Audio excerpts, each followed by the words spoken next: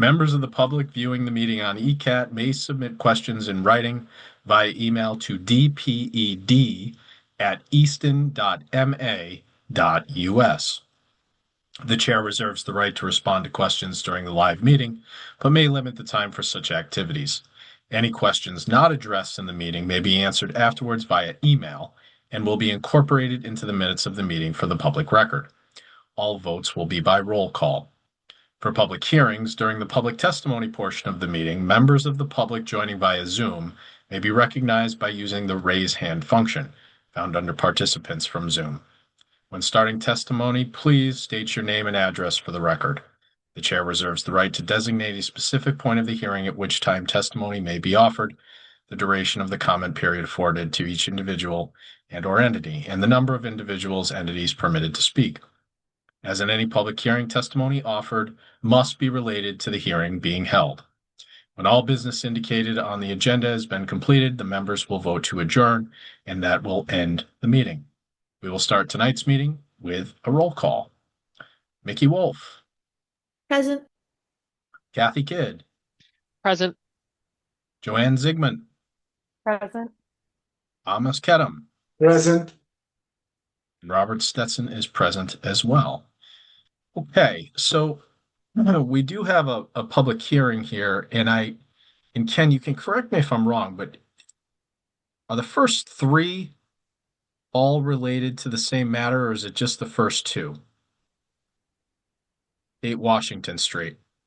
Yeah, so 8 Washington has 2/3 components, but there are 2 items on the agenda dealing with the same limited site plan review subject matter. So 8 Washington has a public hearing for the mixed use and a regular meeting for the site plan review aspect, and they also have a component of the limited site plan review for the particular for the childcare facility itself. All right. Mickey, take it away. All right. The Planning and Zoning Board will hold a remote public hearing on Zoom on Monday, January 12th, 2026 at 6:30 p.m. at the petition of Deepak Wadhwa and Antonio Miranda, owners for the property located at 8 Washington Street, Easton, Massachusetts, Assessor's Map 1U, Lot 9, for a special permit mixed use pursuant to Easton Code Book Chapter 235, Zoning 235-56, Special Permits, and Appendix A1, Traditional Zoning Districts, Table of Use, Principal Uses, A5, Mixed Use, to allow a by-right childcare facility on a lot with an existing residential use. The agenda with the Zoom meeting instructions will be posted at least 48 hours in advance of the meeting at https://www.easton.ma.us. Those who cannot attend and wish to submit written testimony for the record may do so by sending an email with the subject address referenced on this notice to dped@easton.ma.us. If testimony is not received by 10 a.m. the day of the hearing, the board may not have sufficient time to consider it. Written testimony should also include your full name and address. Anonymous written comments may not be accorded the same weight as testimony from identifiable sources. Robert Stetson, Chair, 122325 and 123025. Thank you, Mickey. Okay, so whoever's here to speak about this presentation, if you could just maybe come off mute and turn on your video. And if you could just identify yourselves, the floor will be yours.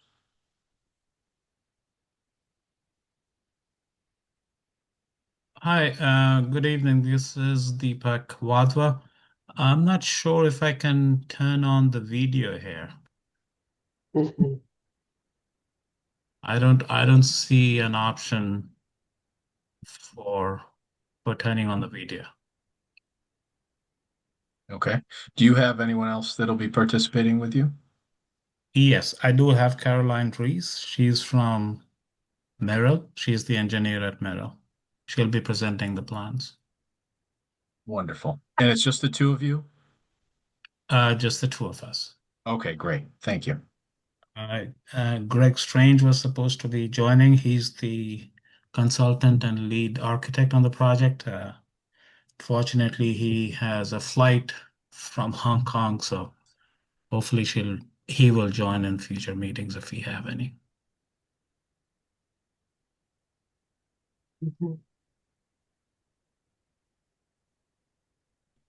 Okay. Do you want me The to give? floor is yours. Okay, all right. This is the first time I'm doing it, so No new to. problem. Okay. So currently we have um, an existing childcare center in Holbrook, Massachusetts, by the name of the Red House Academy. We have been the owner of that for over 10 years. A very popular, award-winning, liked childcare center in Holbrook. Um, and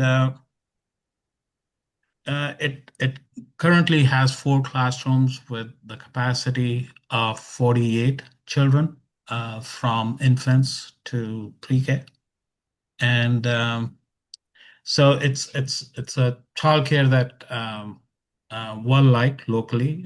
We do a lot of local community support in terms of supporting the baseball, t-ball, theater groups, food pantries in Holbrook, and toys for kids.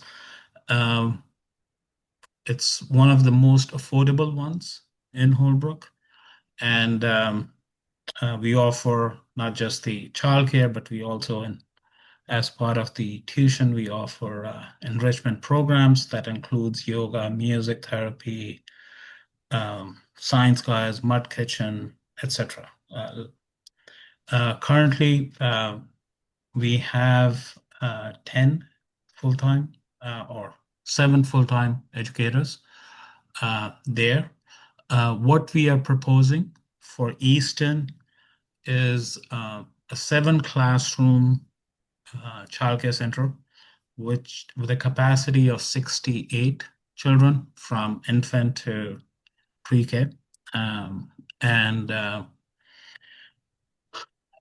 with a staff requirement of about 10 full-time equivalent staff members. Um, this we also offer like a flexible schedule, not just the 5 days, but we also like 2, 3, 4 days as well. So because we offer flexible schedules to parents and families, um, we never get 100% enrollment. Uh, you know, for us, 100% is like between 80 and 90% of our full-time equivalent enrollment. We consider that as a full-time. So we may have gaps on some days and some classes and all that. And our the way I see it as um, it takes about 2 to 3 years for us to establish, to get the name out, and to get the enrollments where it makes sense, kind of thing. So I'm also, when we looked at this project, I looked at the Eastern um, town, what the current childcare facilities offer. And right now there's about 622 spots in over, I would say, 12 to 15 different centers. Um, and I believe from the birth counts and birth rates that I have, there's about 1,000 uh, kids that require childcare facilities. So most likely either the the children are enrolled in these, or they are stay-at-home moms who are taking care of the children, or they are going outside the town of Easton to get the services. What we are offering, I think there's a real need in Easton for a facility like that. And if I compare my rates to any of the other 12 to 15 facilities, we are one of the lowest rated. So it's a very affordable option that we'll be providing uh, to Eastern families. In terms of our the project itself, we have the site plan that we had uploaded, and you can see it. Ken has um, presenting on the screen, and if you I'm hoping that you have gone through the site plans and the stormwater plans and the elevations and all those documents. And if you had a chance to review it, if you have any specific questions or um, uh, any comments on these plans, um, you can you can uh, we can address those. Caroline is also on the line. Uh, Mhm. she is the engineer on the project. She is the one who has drawn these plans, so she'll be able to answer any of the questions that you may have. If you have any questions regarding the the business and uh, the childcare facility, you can ask me any of those questions. I think just, this is a public hearing and these are recorded and broadcast. I think it would be useful for perhaps this is Caroline's job or assignment tonight, but I think it would be useful for her to walk us through the plans and explain them and her rationale and, what we're looking at from a stormwater perspective and why she selected certain, parts of the site for this development project and so forth. Okay. Good evening. Can you hear me? We can hear you fine. Oh, Good evening. fantastic. Good evening. For the record, my name is Caroline Reese. I'm an engineer at Merrill Engineers and Land Surveyors in Hanover, Massachusetts. As I was introduced, an engineer on this project. I apologize. I don't see the option to use video as well, but I'm glad you can hear me and I can work off the plan that's being projected for you. So we're looking at the site that the applicants have proposed to add a daycare facility. It is approximately 80,000 square feet. It's bound by Washington Street, a large commercial street to the west, Town of Easton property to the east, and private properties to the north and south. I think the north one is a commercial site. But the general area appears to be developed off of Washington Street with more of a commercial type development. On our site, it is currently developed with an existing dwelling, a detached barn. These are in I would call it the northwest corner of the site. You can see a dwelling, an existing driveway, and detached barn/garage. The applicants propose to keep these structures and add the daycare center on the rear section of the site. Thank you, which is on the east side of the site. There's a white box with a little bit of hatching around it that says the proposed development center. That's the building itself. And the majority of the work is creating a paved driveway, which will provide access from Washington Street, 24 feet wide, as well as a large parking area with 16 spots, including one ADA accessible spot. And there are also ramps to access the building and a couple play areas, pervious play areas around the dwelling. The site is the topography generally, most of the site slopes towards an IVW, an isolated vegetated wetland, which is a low point, which is the dashed blue area in the middle of the site. So everything pretty much from Washington Street and about half of the area east of it, I'm generalizing, slopes towards that isolated vegetated wetlands. The bottom eastern corner of the site slopes towards a bordering vegetated wetland located off-site, and a small portion of the northeast portion of the site behind the proposed structure drains north. So we were charged with the stormwater design, and in doing so, to meet the Mass DEP standards, we came up with a design that reduces peak flow and volume runoff up to all subcatchment areas, reducing peak flow and runoff off-site. So what we've done is the project will require removal of a significant amount of wooded area and land and grassland, and replacing it primarily with the driveway and structure. We are sloping the proposed driveway and parking area towards catch basins that will direct stormwater runoff to a stone and pipe infiltration system. It's very large, located under the existing pavement. It'll have H20 pipe to handle the load.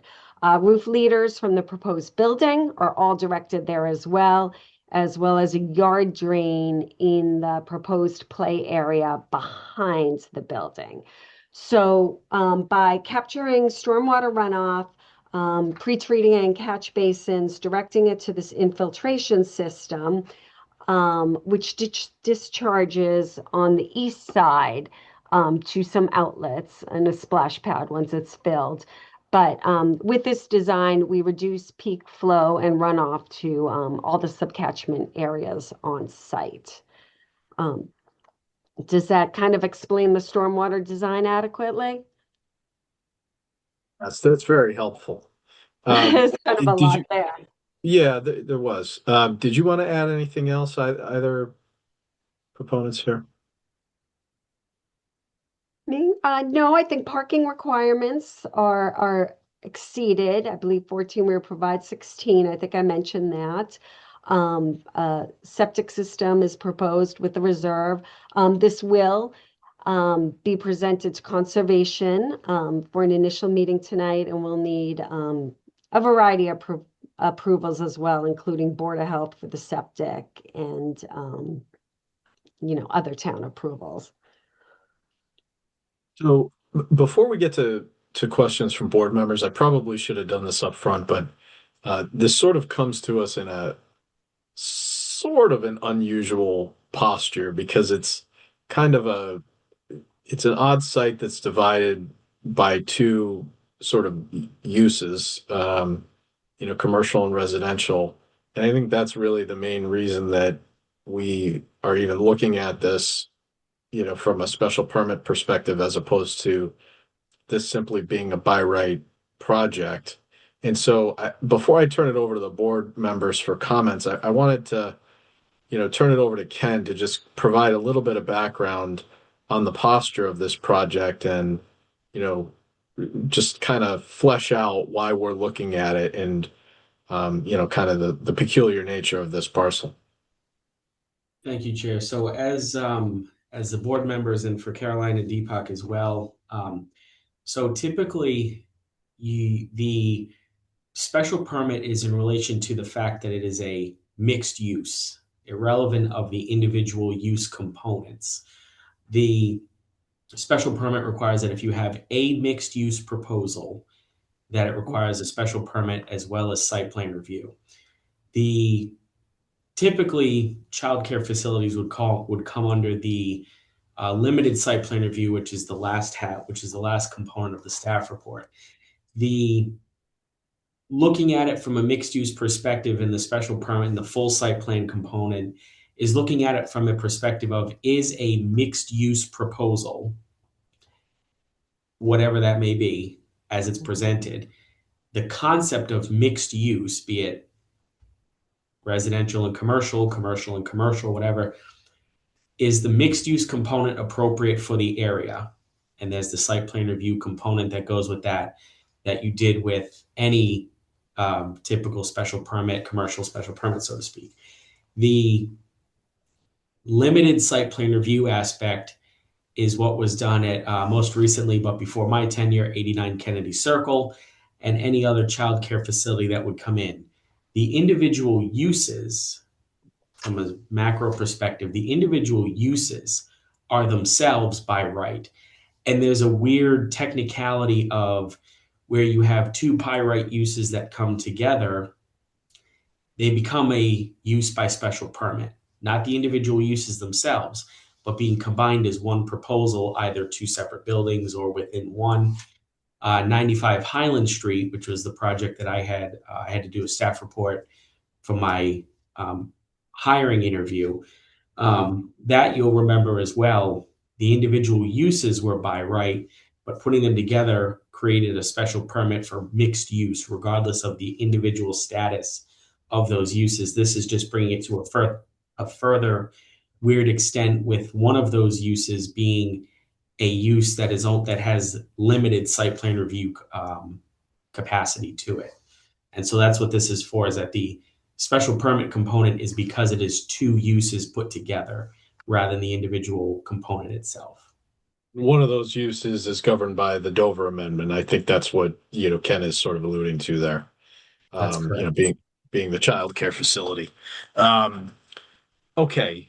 Board members, questions, comments?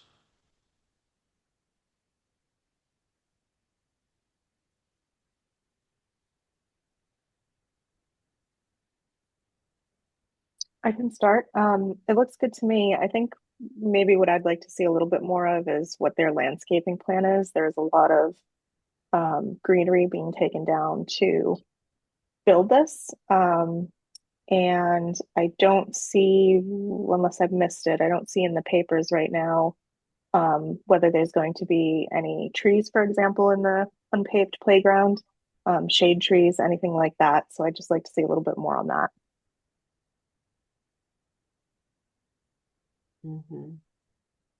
Comments from I'll allow a response here by the owner and Caroline. I think that's a fair point. So Mhm.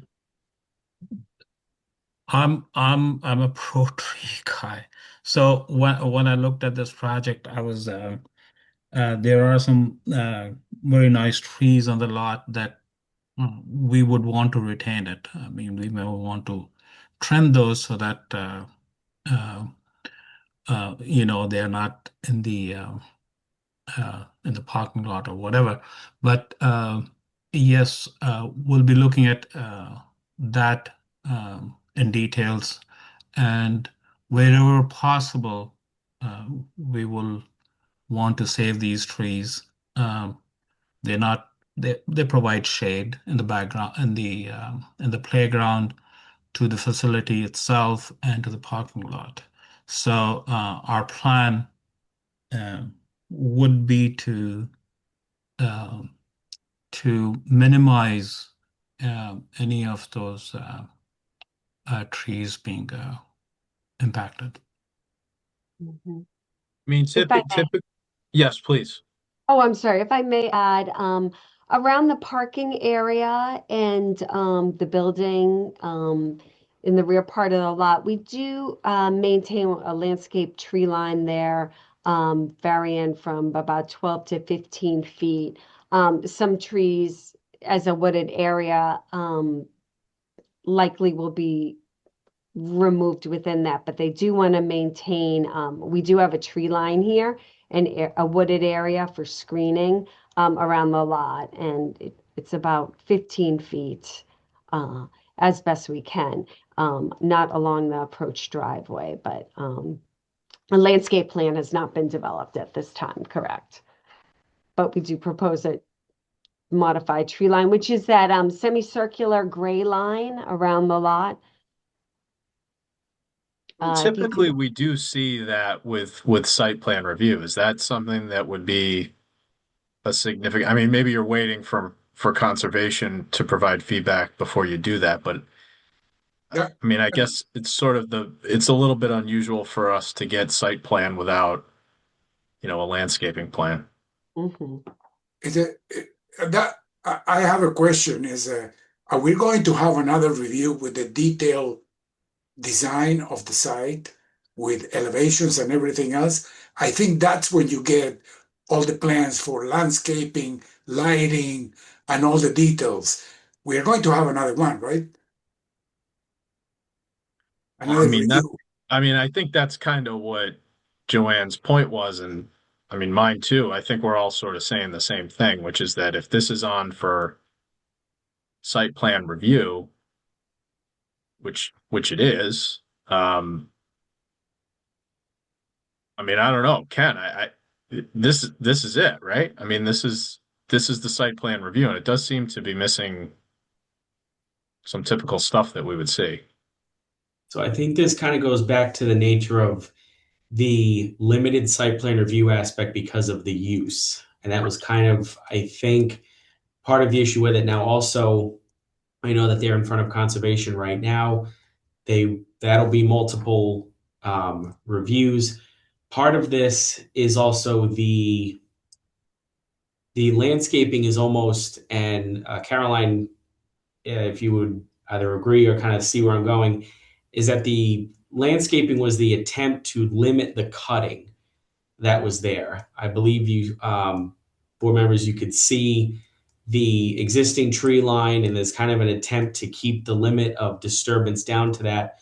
For 2 points, there's also the conservation aspect, which is going to require some remediation, I would imagine, as well as the not cutting down what you don't have to. I think board members can say that I've always believed that it makes no sense to cut down existing mature vegetation in order to put up a landscape buffer.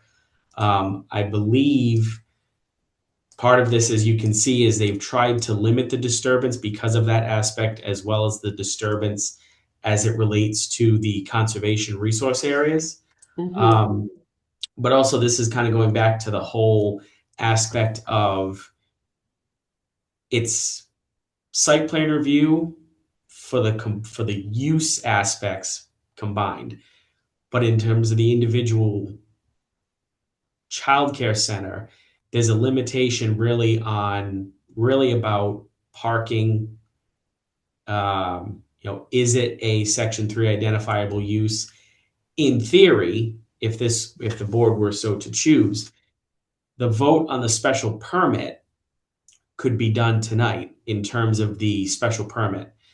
The site plan review component could be continued to perhaps incorporate something that conservation may say, or if conservation wishes to see something under their proposal, under their review, and it could be incorporated, or the board could condition it and say something similar of if any required conservation landscape remediation would count towards the site plan review component for landscaping.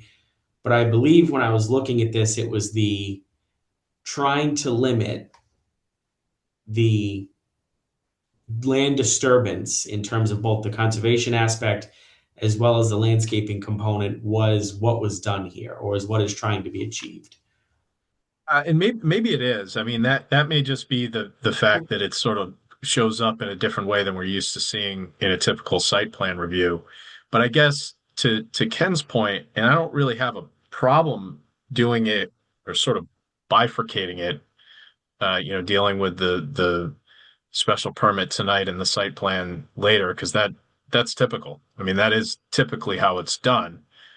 The one point I will say is historically, even with Dover Amendment uses, we have commented on site plans, and we've done that for very good reason because, we have had, and I'm not suggesting that this project is going to fall into this category, but we have seen similar projects in the past that have garnered tremendous public interest.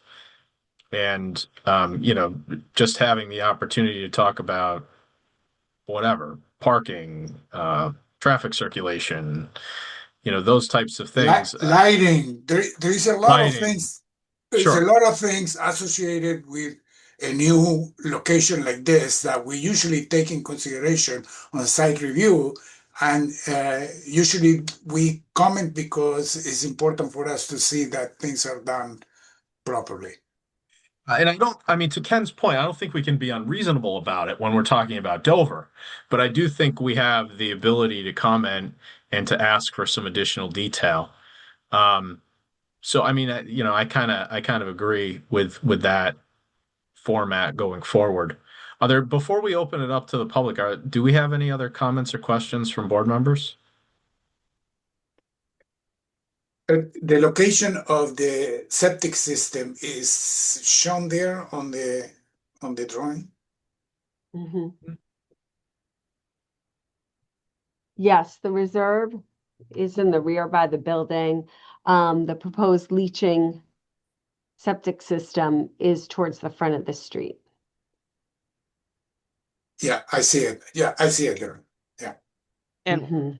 will the residence keep its own septic, or are you going to combine it onto the new one?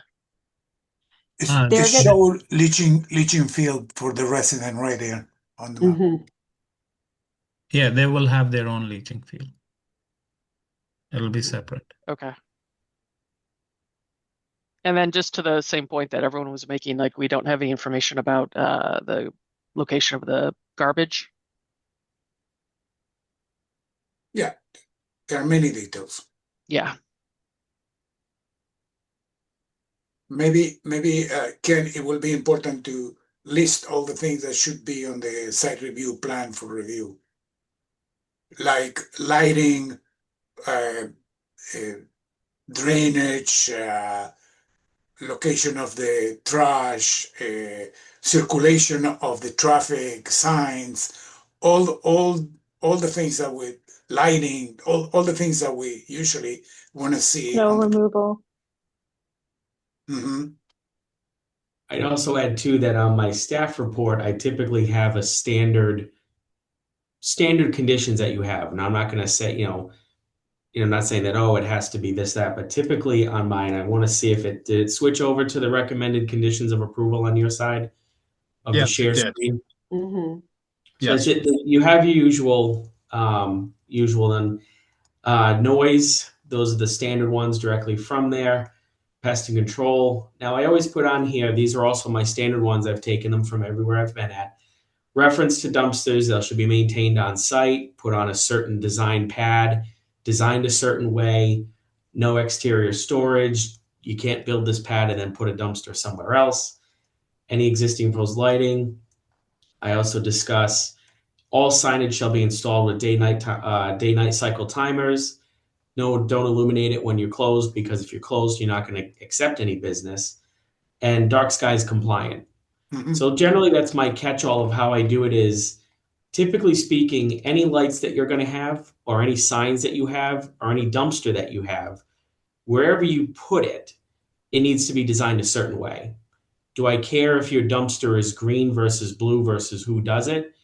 No, but wherever you put it, it would have to be done in a certain way that all of them meet it. Now, in certain circumstances, if the location of the dumpster, I had a proposal in a previous place where I worked where it was literally in the middle of the plaza because there was no alleyway, because the Burger King was literally in the middle of a plaza. And so we had to be very specific on how that dumpster was located, screened, etc. And so that's what I put on here is that if they choose to do any sort of lighting, wherever it goes, it has to be dark skies compliant, same as any lighting moving forward with any condition. Noise, dust control, dumpsters. On this particular one, I'm going to see if it switches back.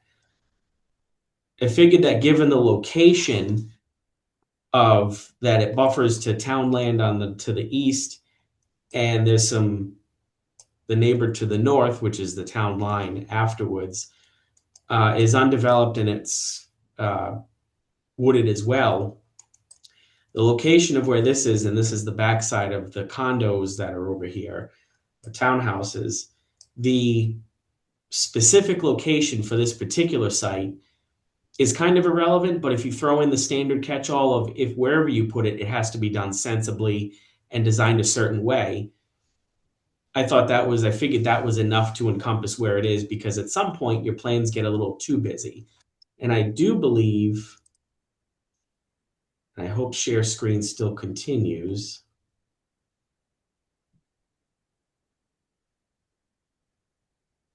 Then, if I look at the map here in Google Map, that condo, the townhouse building, is kind of close to where the driveway will be. So we need to pay attention there to the buffer trees or whatever to take in consideration that abutter. And I don't know if they have been contacted. I would suggest for that to happen if it didn't happen. They would have gotten notice as part of the special permit process. For the record, I did not get any communication from them. The only individual who I heard from was the neighbor to the north, who, according to the plan here, actually has some encroachments onto this property. Has a horse barn that he's proposing to build, but it's not there, and was requesting a 6 or 8 foot fence, which doesn't really make sense considering it's wooded back here, and there would be I believe as part of the plans that was submitted for that, there's a corral and other components to his proposal. But again, nobody has come to say anything. And also the access way, and you'll see with the way that the curving for the access way, there's 2 things. It was shown as keep it minimized, but also this is a state road, so they'll need a DOT permit in order to do this curb cut. And the only reason they had to do that was they wanted to keep the existing garage for the house, but also that trying to keep the disturbance in terms of the conservation resource areas to a minimum as best as they could. Mm-hmm. Yeah, if I may add, Caroline Reese again, the driveway, I know it's very close to the abutter, but we had to stay out of the 50-foot buffer to the resource area. And that would be that first, that IVW in the center of the property. The 50-foot buffer is that first green dash line that extends off. We have the pavement pretty close to that. We have to keep grading and pavement out of that 50-foot buffer. So that's why the driveway is so close to the abutter, because it's a pretty narrow throat there. And we needed to get in a little grading before we hit that 50-foot buffer. It's just the constraints of the site, based on conservation requirements, place the driveway where it is. Just that's the thought behind it. That's helpful. So before we open it up to the public, any other comments or questions from board members? I just wanted to add, Ken, I hear you when you say that in your, notes and requirements, you cover a lot of these things, but I think it's as important to have it on a plan. That's kind of traditionally how this planning board has always seen it is, this is where the dumpster is going to be. This is how snow removal is going to be treated. We've kind of maintained a policy of true natives being planted for landscaping. So I think the detail is important on a plan. People often look at that before they look at the words on a long document. So.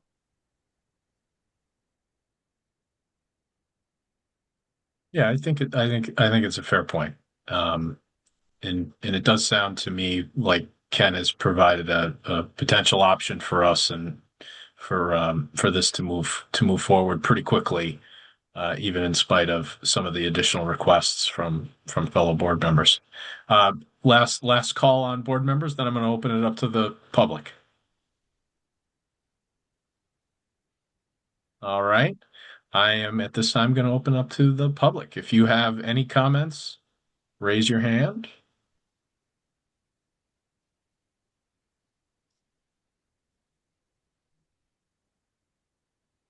Ken, do we have any hands raised?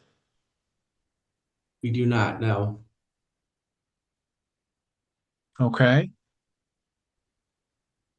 Well, I'm going to throw it out to the project proponent here.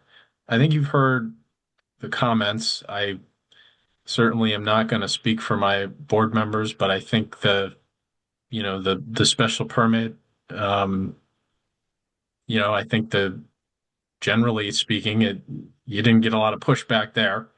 I think you've got some requests for some additional detail in order to, get the site plan approved by us. Do you want us to close the public hearing so that we can vote on the special permit and, perhaps hold the site plan in abeyance until, say, next meeting or the meeting after that, and that'll give you some time to get us, a plan with some of the detail that we've asked for. I put the ball into your court as to how you'd like to proceed.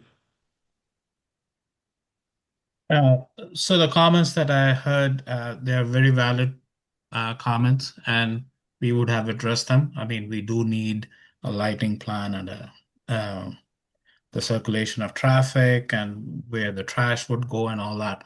That's all part of the whole project, and we can incorporate that in the site plan.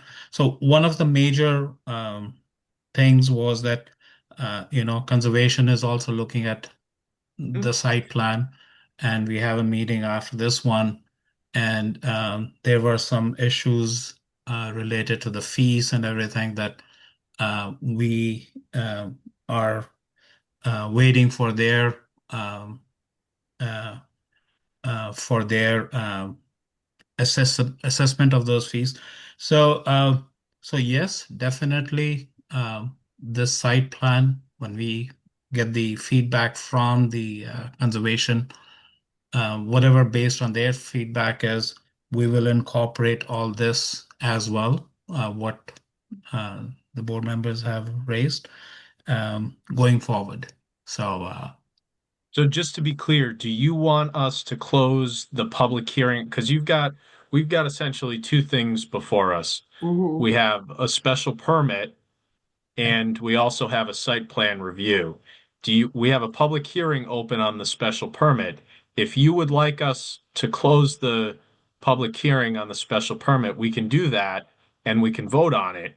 And then we can come back and, at the next meeting or the meeting after that, when you've had some feedback from conservation, you have time to get us some additional information on the site plan. Hopefully it'll be a quick in and out process here if we deal with the special permit tonight. But again, I don't want to close the public hearing if you want to introduce additional items later on down the road. So that's why I'm kind of putting it up to your discretion on how you want to proceed. Yeah, so I agree with you. We can, or with Ken, we can close the special permit application, that part of it, and then the site plan, we can review it in the next or the following meeting once I have the feedback from the conservation. All right, that's great. So let's take this in two steps then. Let's deal with the special permit right now. Do I have a motion to close the public hearing? Motion to close the public hearing for 8 Washington Street, Wolf. Present Sigmund second. second. Any further discussion? Hearing and seeing none on the motion to close. Zygmunt, Aye. Wolf, Aye. Kedem, Aye. Kidd, Aye. and Stetson's an aye as well. Do we have a motion on the special permit itself? Motion to approve the special permit for mixed use on 8 Washington Street, Kadam, with the Sigmund second. condition, Oh. wait a minute, with the condition that all the items that were brought up on this meeting will be included on the site review and specifically on the drawings for the site review. Kadam. Sigmund second. Any further discussion? I just actually want to maybe say one other thing, because I mean, they've already acknowledged they've got to go through conservation. Oftentimes, and I don't know if Ken, if this is in your ordinary conditions that you've supplied, but oftentimes we will say there's a condition that they get all appropriate approvals from other boards and like Board of Health. I think they mentioned they're going to have to go through conservation, certainly. Is that, Ken, is that in your decision, your draft decision already? Yes. I believe it is, and if it's not, I'm told I that read it. happens as an operation of law. It's like saying you have to comply with OSHA even if I don't specifically condition it. But looking now,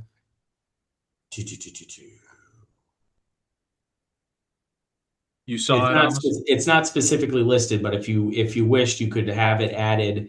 I have it on most of my other ones. I think this one was done for. I did this one first. Usually, my other ones, it's a standard understanding that you still have to get your other permits. But if you wish, you could add it as a condition to clarify. And I will take that language from one of my other reports and include it in the final decision. Yeah, as long as that's all right with Amos, if we could amend the motion. Yes, Okay. all And- the conditions mentioned on this meeting, that includes conservation. Do we have a second as well on that? Zygmunt, yep, re-second. Okay, great. Any further discussion? Hearing and seeing none. Kedem, Aye. Zygmunt, Aye. Wolf, Aye. Kidd, Aye. and Stetson's and I as well. So now, just in terms of the site plan, and I guess I'll probably kick this over to Caroline. How long do you think it'll take? I mean, when do you guys want to come back? I think a lot's going to depend on conservation tonight. Not setting the timeline. I think I would say a month. I don't know how Deepak, how you feel about that. I think we'll have to get through, it would make sense to address conservation issues before we get into the details of lighting and a dumpster, because I think they're going to have some prevailing issues, maybe. Well, then why don't we put you on for what's the middle of February, Suzanne? So there's a meeting February 9th and February 23rd. But I do would you- like to defer to the applicants because they're ultimately in charge. That's just my suggestion. Yeah, Caroline, you said it right. I mean, there's a lot that depends on conservation. And I think we will have a better idea once we attend tonight's meeting as to how they are moving and how long it'll take them to review it. So, Well, I why mean, don't we put you on for the 23rd of February? Mhm. Or the 9th, it's up to you. And then if it turns out that you need more time, just let us know and we'll put it over. Request to continue, certainly. Thank you. So would Yeah. you prefer the 9th or the 23rd? So let's go with 9th, and then Okay. if we have a good idea, we can come back with all the things that you have asked for on the 9th. If we don't, then we'll push it to 23rd. We'll continue to 23rd. That sounds great. Do I have a motion? Motion to continue site plan review for 8 Washington Street to February 9th. Kedem. Zygmunt, Any further discussion? Hearing and seeing none. Kidd, Aye. Kedem, Aye. Zygmunt, aye. Wolf, Aye.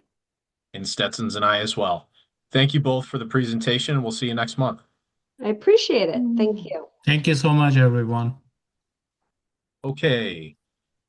Up next is 13 Elm Court. This is Miss Dakiella's neighbor's school. Yes, good afternoon, members of the board. My name is Dashiela Ima. I am currently operating a small childcare program on 240 Washington Street. I'm looking approval to relocate my small child group care to Elm Court. The program will serve no more than 10 to 15 children. It will be staggered drop-off and pick-up time with staff supervision and limited traffic impacts. Operation will comply fully with EEC, boards of health, and fire department requirements. I will have outdoor play schedule in small groups supervised at all time and designated to minimize noise and disruption. Parking and circulation have been planned to ensure safety and efficient arrival of the kids and their departure as well. I don't know if Ken has the site plan. And also, I would like to check if Miss Shannon is here, please. She's my landlord. Hi, Shannon Hano. My physical address is P.O. Box 1485 in Pocasset, but I own 13 Elm Court in North Easton, and I am here. Thank you, Shannon. Thank you. Okay. Thank you for the presentation. I mean, I guess this is the same kind of situation here. I don't know if everybody's had a chance to take a look at what they provided for the site plan. It's somewhat rudimentary. Ken, do you want to just kind of walk us through it or give us some of your thoughts from your staff report? So this is not new construction. This is an existing building. And it's a little difficult. I had to go back and find the actual original deed, which had a plan attached to it, which is what everything else was referencing. But I'm going to street view it for you guys here in a moment so you can get the bearings, because it's easier to understand using street view.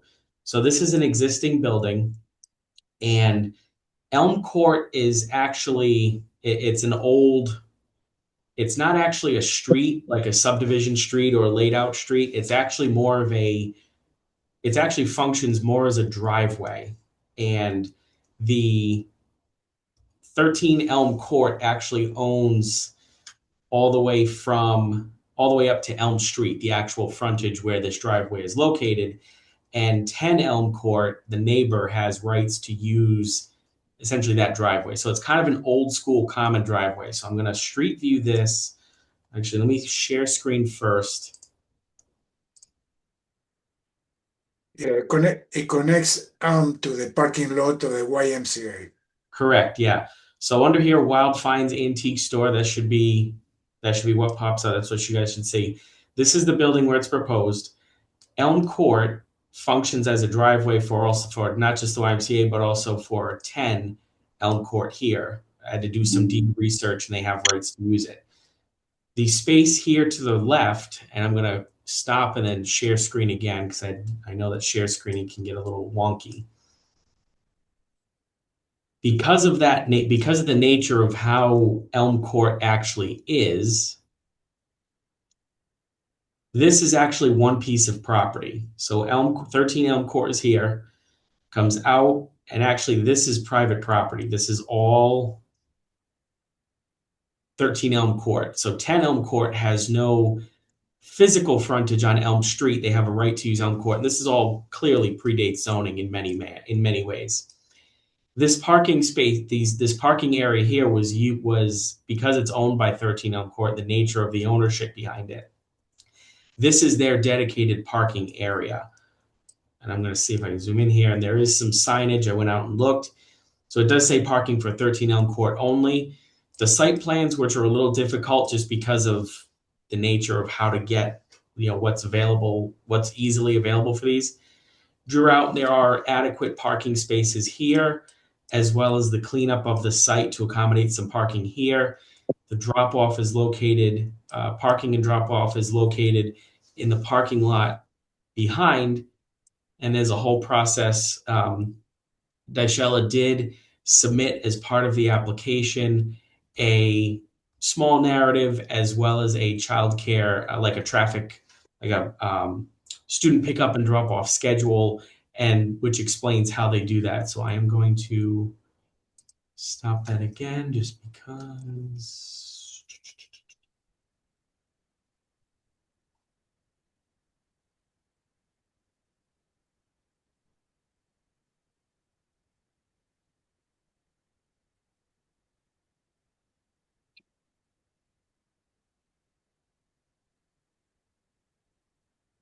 So as part of the narrative on here, She did submit a drop-off and pickup safety plan, which explains how the children during the drop-off and pickup and drop-off process.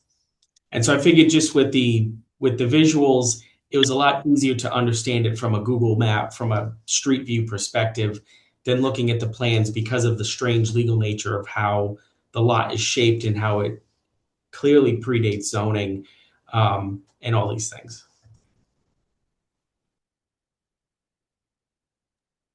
All right, that's very helpful, Ken. Thank you. Board members, questions, comments?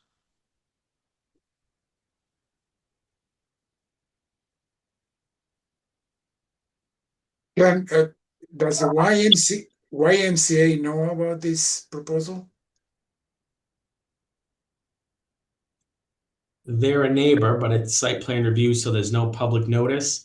Part of the reason I know all of that context is because the initial discussion was the utilization of the Y, some of the Y spaces and how that was worked. And that's how I came to know about the parking on the side, which I had to go and do some deed research. And that's how I found out the configuration of the lot and that it's actually, the parking spaces are actually on the same property as 13 Elm Court, because 13 Elm Court extends over to Elm Street. But I believe the property owner can talk to that. But they did not get any sort of formal notice because it's site plan review. I didn't talk to the YMCA in regards to this. One of the reasons is I'm very familiar because I go to the Y. This Elm Court piece of road is in very bad shape. And I believe that many people will come and park on the YMCA because it's very bumpy. I don't know if there are plans to resurface that piece of street and do something about the parking.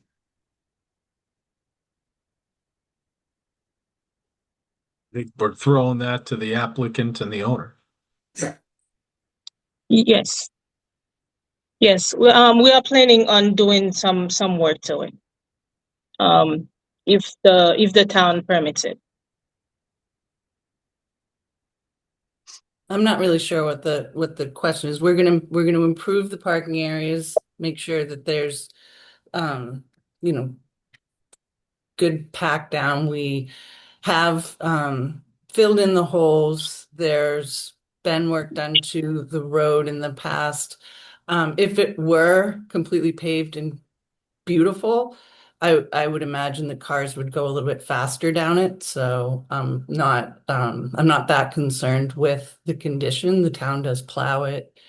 And we make sure that the potholes are filled in on a regular basis to make sure that they don't get worse. Okay. Can you Can I go ahead. I'm sorry. No. Can I just ask a really quick question about employee parking? It said, and I may have missed it, I apologize, but it said employee parking would be off-site, but I couldn't see, is it just off-site in those 4 spots, or where are employees supposed to park while they're working? There's 8 total spots, so they can park off to the side. There's in a childcare situation, you've got people that are going to be dropping off, picking up, but no one really parks there and stays there except for the 2 employees. And right there is where you can see on the screen where the employees could park.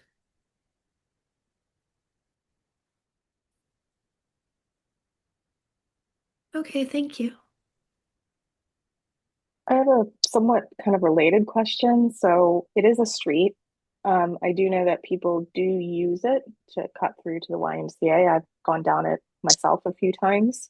So if people are dropping off the kids and parking in that side gravel area, are you going to put in like a crosswalk or any kind of signage or anything to kind of? So to answer that question, the parking area for the drop-off pickup is right next to the building, not across. There's 2 spots. There's 2 separate areas, yeah. Okay, so then nobody really will be parking on that other side. There's 3 spots next to the building, and then there's 4 spots across, And then there's one a little bit further down, towards the back of the property. So apart from the 2 employees that you mentioned, you don't really anticipate anybody else then in that side lot because the pickup drop off is by the building. Yeah, so they wouldn't have to cross the street at all. Yeah, okay, gotcha. And the other thing I wanted to ask about is there like an outdoor play area or Yeah. anything like that for the kids? I couldn't really tell from the Yeah, it's on the other document. side of the building. It's all fenced in. And there's a door going to be leaving from the building into the play area, so they don't even have to go outside. They could just go So from their classroom into the play area. into the play area. So can you just Ken, can you pull up the site plan where it kind of shows the full layout just so we can look at this in connection with Joanne's comments? Yeah, I'm trying to pull that up now. I'm looking for the best one. I think it might possibly be the last one in the report.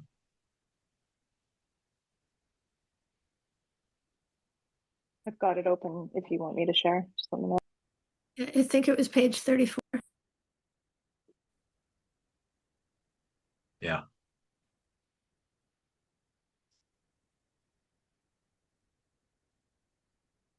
And while Ken's looking for that, so is there going to be are one of these spots in the entryway going to be ADA accessible as well?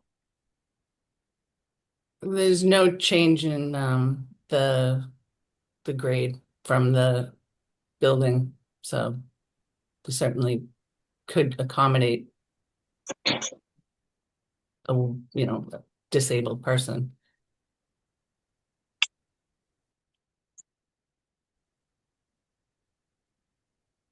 So it is on there, the reference to the fence, if I'm reading it correctly.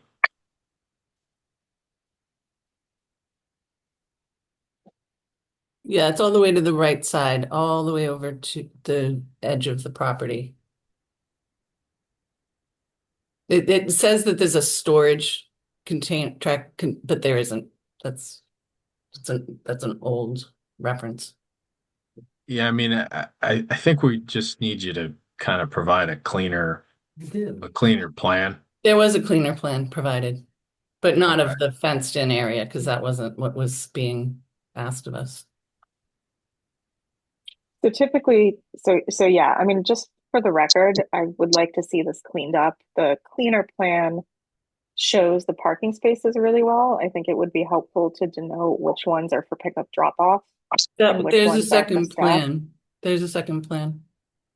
Yeah, she's referring to the second one. I am referring to the second one.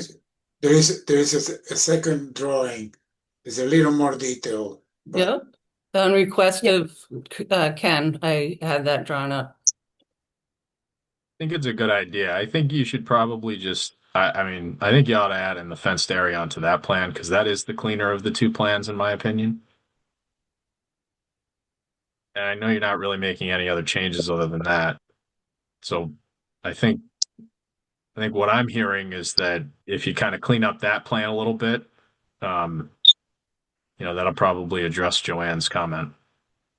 So the problem is the drawing? Yes, when we're talking about site plan review, Yep. the problem is usually the drawing. Yep. Yes. Okay.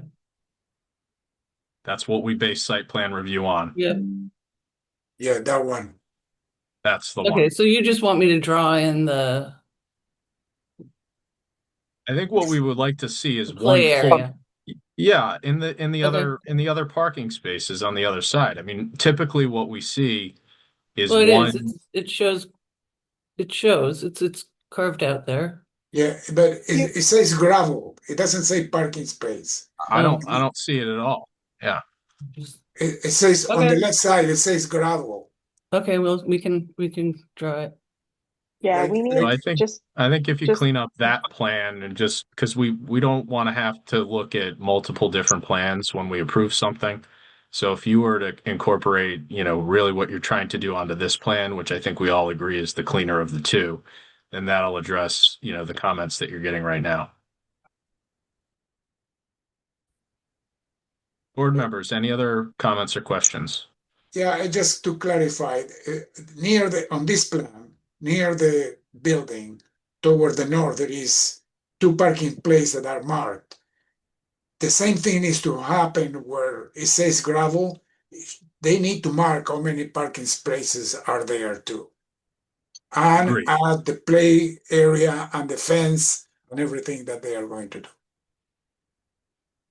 Great.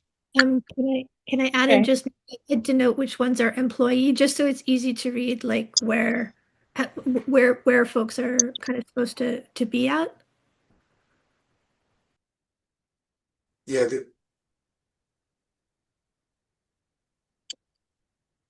put a description how many of the parkings are for employees, how many are for customers or people visiting or even dropping kids. They can also park there, I guess.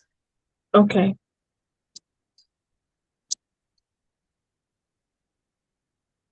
Board members, any other comments or questions?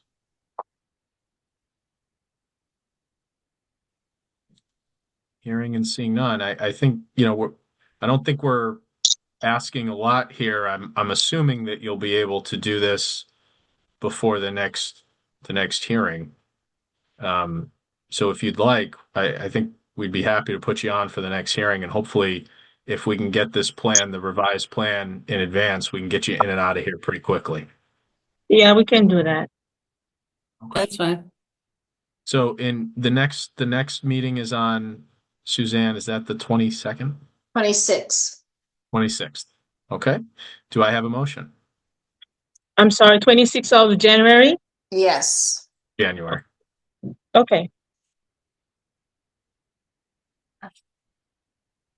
Motion to continue Elm Court until the 26th of January. Wolf? Second, Kidd. Any further discussion? Hearing and seeing none. Kidd? Aye. Wolf? Aye.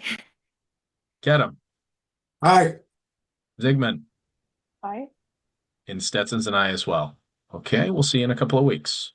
All right. Thank you very much. Thank you. Thank you. All right, next up, we have an extension of time/minor modification down at 560 Foundry Street, Sawmill Village. This is relating to condition number 11. And I see Mr. Lincoln in the audience. You can feel free to unmute yourself and introduce the request, or if we need to promote anyone else, just let us know.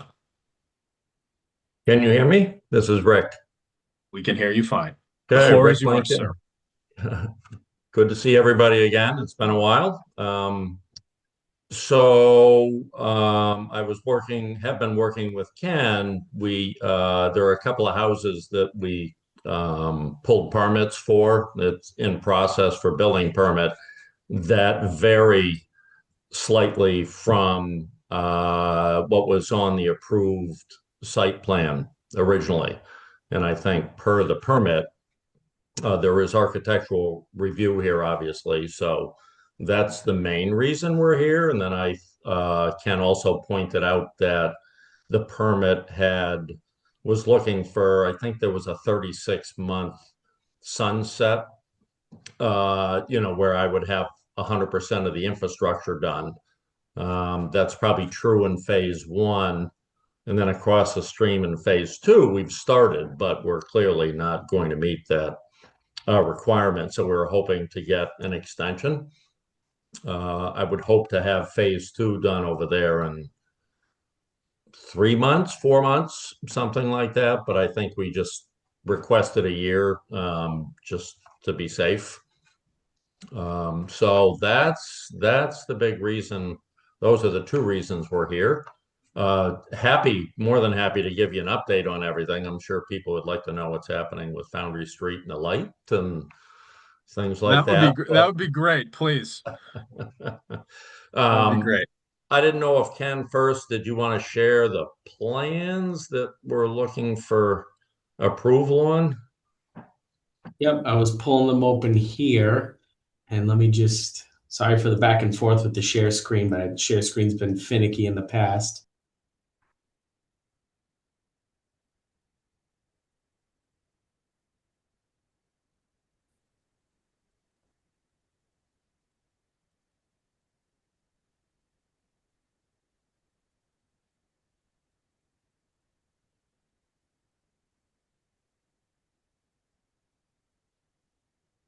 So here is, I have these two on here. You should be seeing it.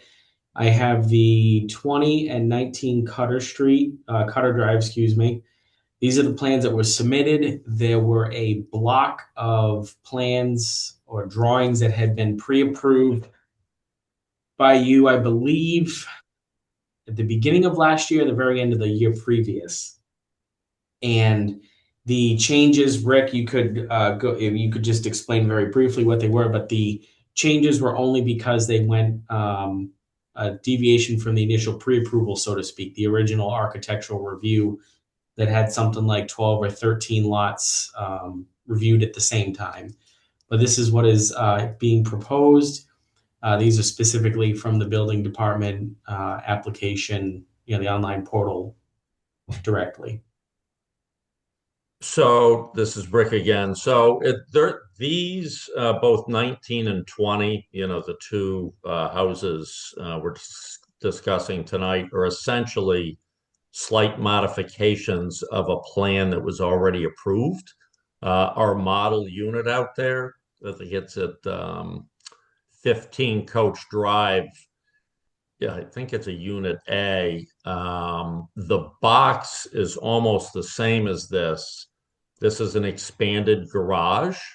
And there, that right on the second floor there, that right side bump out, that roof line is slightly different. Other than that, other than the garage, the footprint is identical to a unit style that was approved originally. As you can imagine, as we're selling houses and houses are going under agreement, people are looking for, a particular house over here and over there. And we've done a pretty good job at sticking with the plan, but every once in a while, like these two instances, there were some slight changes. So we're hoping we can get approval on those. There are 7 sold units out there now, and 6 are under agreement, and these two are under agreement. Rick, for the edification of the board, could you just also confirm that most of the coloring, the siding, the design type, all that stuff, that's essentially pretty much the same as from the pre-approved package that was done last year, the year before. It's just a slight change in the physical layout, but there's no dramatic changes in material or color or layout of the footprint. Well, the colors change. We never really intended on colors getting approved in the beginning. I don't think they did, because we kind of asked people with our approval how they want, there's probably 20 different colors to pick from. So most of the houses we're careful with, no, we're not going to allow pink or crazy colors like that. We also give people some options on the front elevation. Sometimes we'll do a shingle on the gable, and sometimes we'll do what they call a board and batten in a spot, and just a variety of things on the front elevation.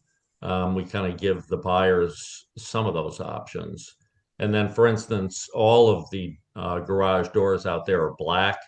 The architect just put white on this one, but we don't allow anybody to do anything other than black on the garage door color.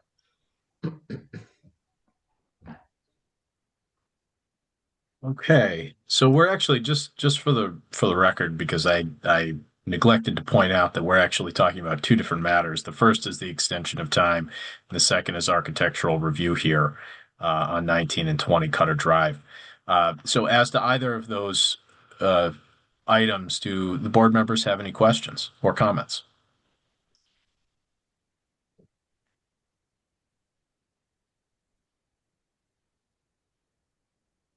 As the first item, the extension of time, any motions? Figment, I'll move that the board accept the applicant's request to extend the deadline to January 13, 2027. Kadam second. Any further discussion? Hearing and seeing none. Zygmunt, Aye. Kedem, Aye. Wolf. Aye. What am I missing here? Kidd. Sorry. Aye. Stetson's an aye as well. Okay. And on to the second issue, the architectural review as to 19 and 20 Cutter Drive. Motion to accept the architectural review of 19 and 20 Cutter Drive. Kidd. Second, Wolf. Any further discussion? Hearing and seeing none. Wolf, Aye. Kidd, Aye. Zygmunt, Aye. Kedem, Aye. and Stetson's an aye as well. And before you leave, maybe you could give us a quick update on what's going on down there. Sure, the road especially. So as you know, National Grid's been the 800-pound gorilla. So that plan was finalized. Then they asked for a large amount of money from me. That was paid probably about a month ago. And I was told that we are now in the queue. So everything's approved. The money was paid. All the legal has been done. Easements and so forth, which was done with the town quite a long time ago. So we're hoping that we're probably 8 to 10 weeks out. We had to, I think, Easton DPW, there was some back and forth with design of the subgrade on the road expansion. And that's been finalized, and I think final stamp plans are going in, I'd say probably early next week. Greg Swan's already been through everything. So now we can actually, National Grid requires us to dig, I think in this case, it's probably 18 inches to just get it rough graded and then bring in good material. We compact it, and then National Grid can back their trucks up and go to town. So weather permitting, it's certainly going to be before spring, which would be great. The lights are all set up. They've been tested, but they were bagged because they're kind of offline. They're all centered, assuming, the road widening was done.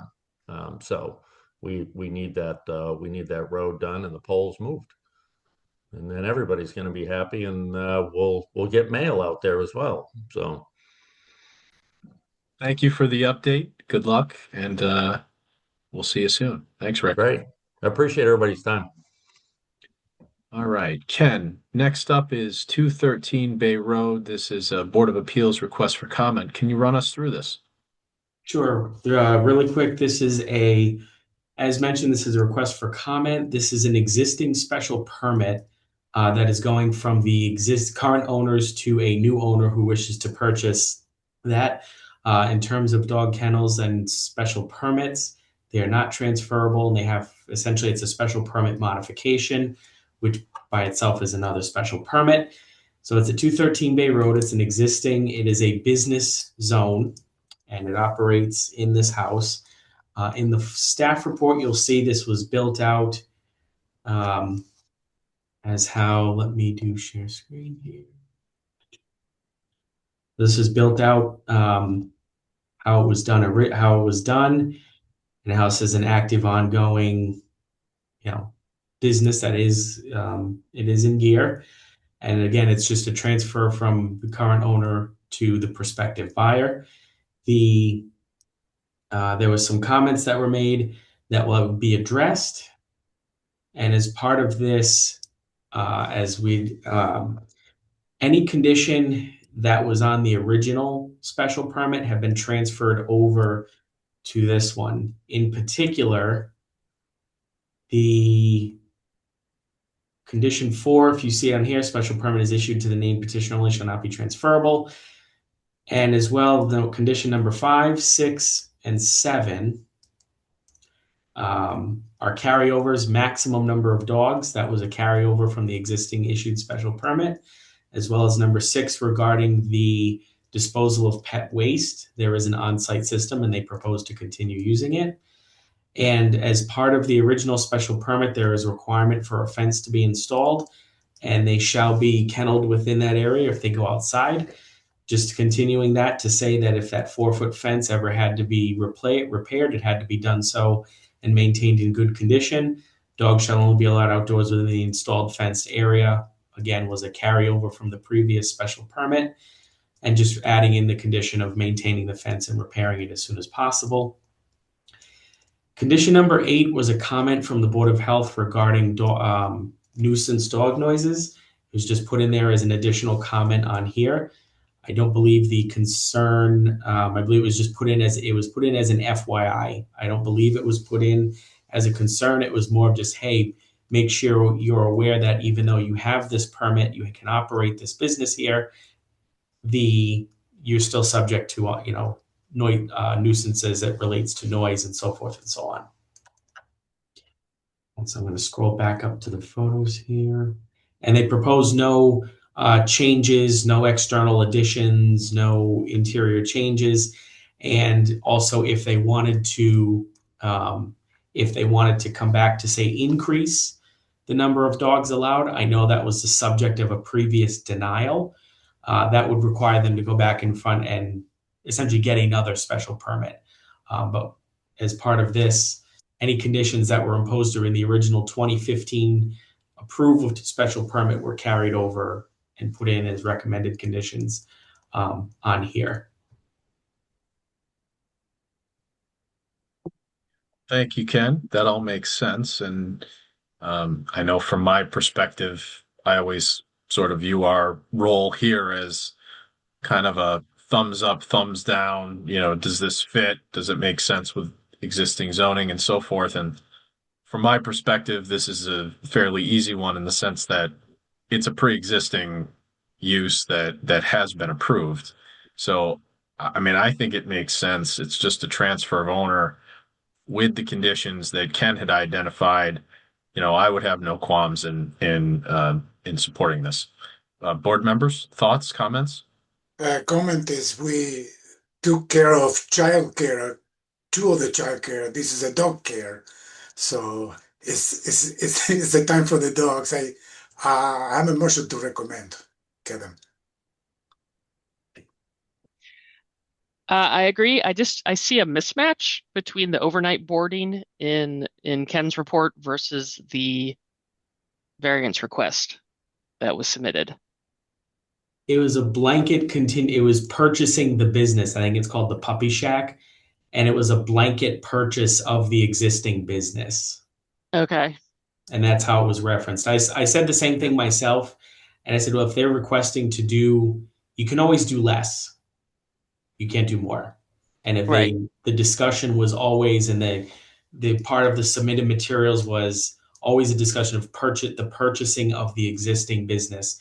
I believe the current owners are in their 70s or 80s and they're wishing to retire. And so it was just a business to business, business name to business name. So we don't need to worry about numbers of dogs in this at all? They remain the same as what was originally permitted, correct? Okay. Can I just ask a quick question in that the Board of Health says it's not recommended, but there's no explanation as to why? And I don't know if that falls within our purview. I was just curious as to why Board of Health says not recommended, and if there is any information on that. I believe it was just it was originally because of the issue with the FYI dog nuisance dog barking.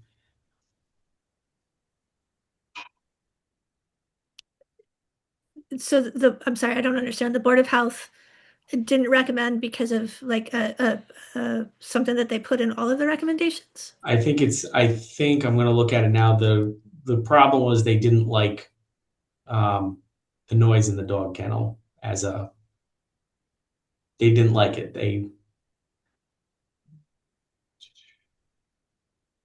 But the comment was, be aware that barking dogs can be considered a nuisance and are investigated.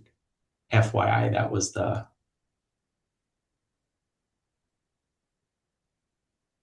Okay, it just seems a weird thing to not recommend on, but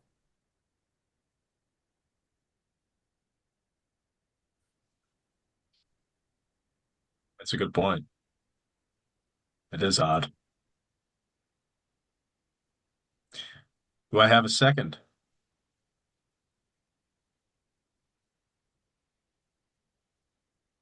Or an alternative motion? So specifically, just reading the comment, said result did not recommend. Comment, please note that 5 minutes or longer of barking can be considered a public nuisance or noise, and also noise that is 10 decibels above background noise can also be considered a nuisance. This is only looked into on a complaint basis. So originally it was not applicable because they had the septic system pass Title V inspection, but then they went back and did not recommend with the comment regarding noise, but that's all. So I might have a problem with my dog in my house. They certainly do with mine. I'll second the motion. Any further discussion? Hearing and seeing none. Kidd. Aye. Gedham. Aye. Sigmund. Aye. Wolf. Aye. Stetson's an aye as well. Okay, we've got meeting minutes. Chair, December 8th. If I may, just before we move on, I don't know how we can tackle this. Ken, you might have some ideas, but I'm not entirely certain, but I'm pretty sure that the pictures that we saw for this most recent item were edited by AI, just based on the lighting of some of the items in the room. So I feel like, I don't know if we can put a notice somewhere in, our applicant instructions that they should, let us know if something's AI edited, because that's not a true to life photo of what they're presenting it to be. And I think that's important. I can put that in the board. I can put that in the because in the permitized section, essentially where the Board of Health commented, there would be a comment from this board, and I could put that in there just as a hey, pay attention. And on a personal level, I can note to that because the kitchen of my house had AI photos of cabinet doors that weren't actually there. So I can totally get behind that, and I will put that in the board's comment on permitizer. Just say, please don't use AI enhancements. I mean, I don't mind if they do, because I think sometimes they're just presenting a vision of how they might want to decorate a room or something like that. But at least at a minimum, I think we need a disclosure. They have to tell us if they are. Considering that we just had to sign one as employees regarding AI use, which I at most, I know some of my cohort uses it for minutes and initial decision, but considering we had to do it, it'd be nice if there's a disclaimer on all applications on the applicant's end to say, if you're going to use AI, say something. Well, maybe we should put it on the instructions. Maybe it should be part of the instructions. If you use AI, mention that and put us disclose it.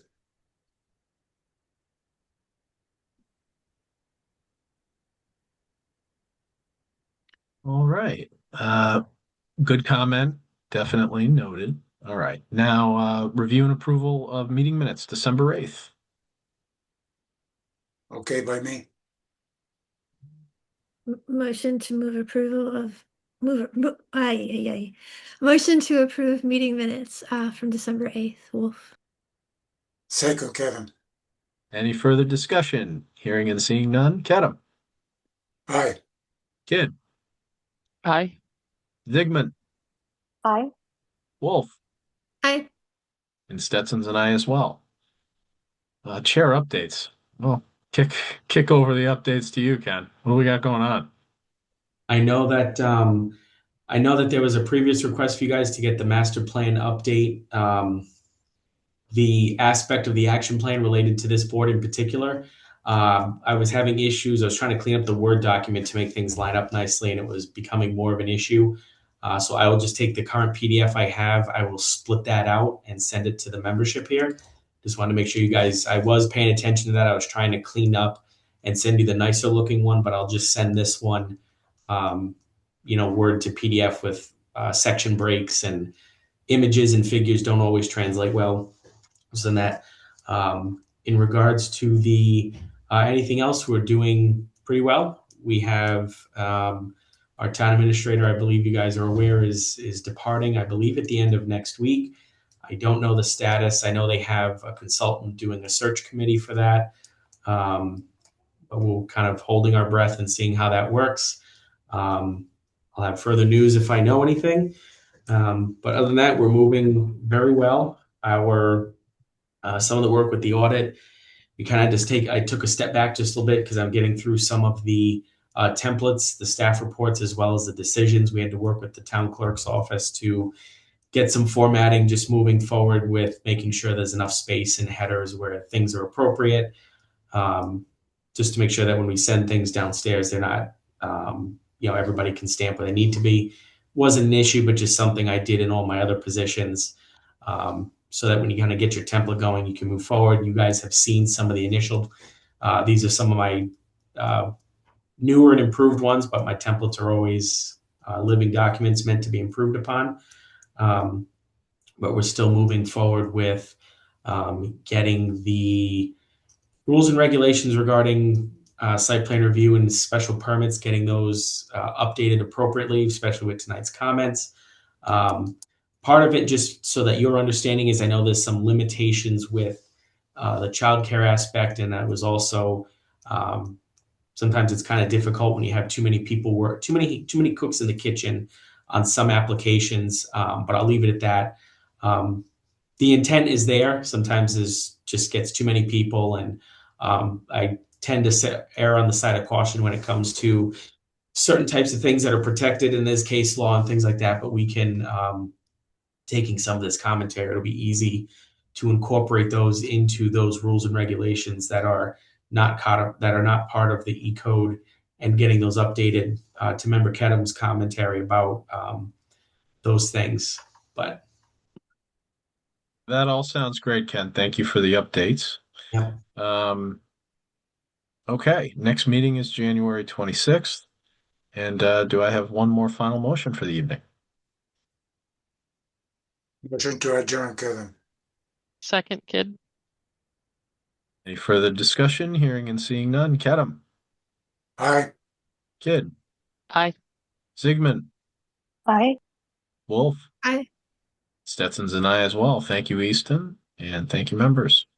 And Ken. Good night and good luck. Good night, Take care, everyone. guys. Good night.